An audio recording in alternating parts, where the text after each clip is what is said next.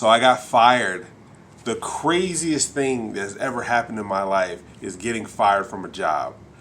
I never thought that I would feel so great about getting fired from my own company. Let's get into this today. Okay, so as you see, probably need to shave a little bit here. Been a little scruffy. I'm pretty casual compared to how I normally am in my videos. But what happened was I got fired. And what I mean by that is, I got fired. So in my company, we do marketing services and things like that. And what I was primarily responsible for was, well, really nothing, but I kept kind of going and getting in the way and doing all these different things. And I have a president of my company that really runs my company very well. And she's my partner in the company. And, well, frankly, she just got tired of me getting in the way. And so she told me I was fired. And so that was a kind of a hard pill to swallow because it's kind of like, this is supposed to be my company, but you're firing me. I kind of like it. But the great thing was, though, it had really freed up my time to be able to do so many other things. And so the title of my video, of course, is I got fired, but my net worth went up.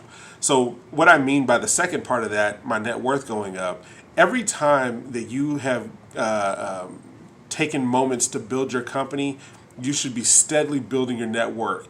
So what that means is that you're adding team members, you're adding systems and processes, you're adding things that are going to increase the value of your company.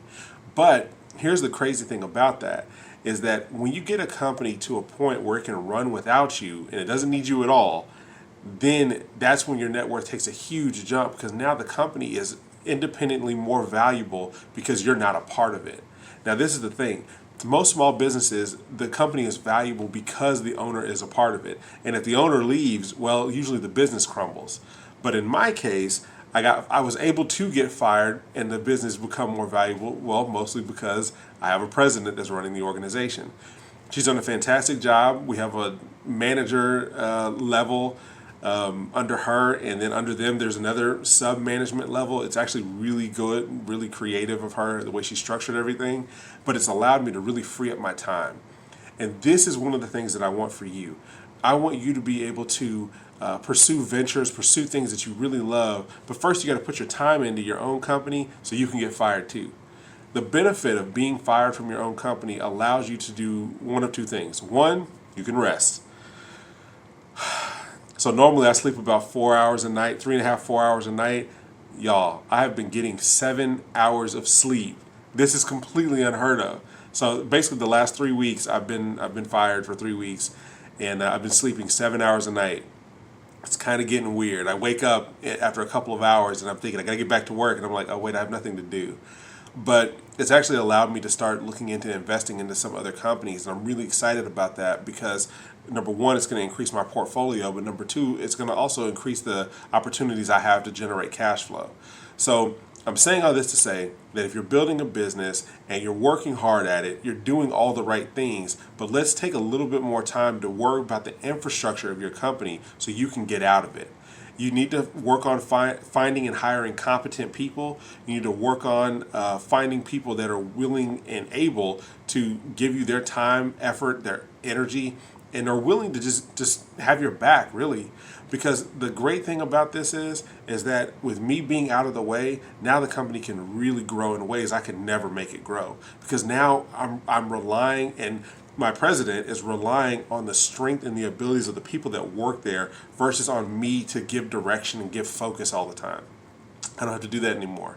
And that's what I want for you and your business. I want you to be able to grow it to a point where it can run without you, so you can go off and start another business, so you can go off and take a nap. These are things that are just super important to me, and I know they're super important to you, but best of all, spending time with your family, spending time with God, spending time with your friends, because I'm sure your friends haven't seen you in a while if you're working on growing your business. But it's an amazing opportunity for you to be free, even just for a little bit. Because if you're a real entrepreneur, you're going to jump right back into the fire anyway. But that's okay. No issues there, no problems there. Just get out of your company. Let other people run it. Trust people. It's the biggest thing. That's the biggest hurdle that most entrepreneurs come into, because they feel like nobody's going to take care of their baby like they are. And that's true. some people will take care of it better than you do, believe it or not.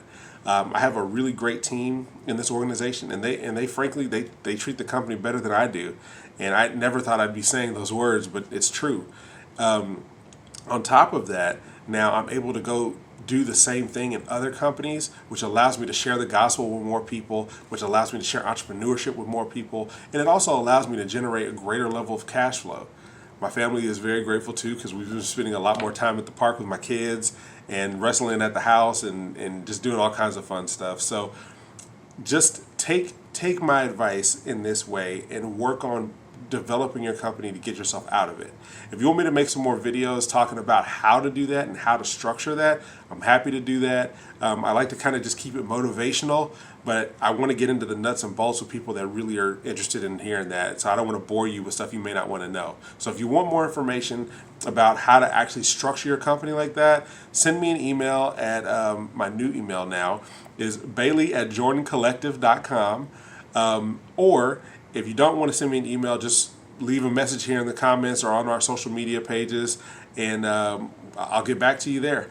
And then we can figure out how to talk about how to grow your company. Okay, see you next time.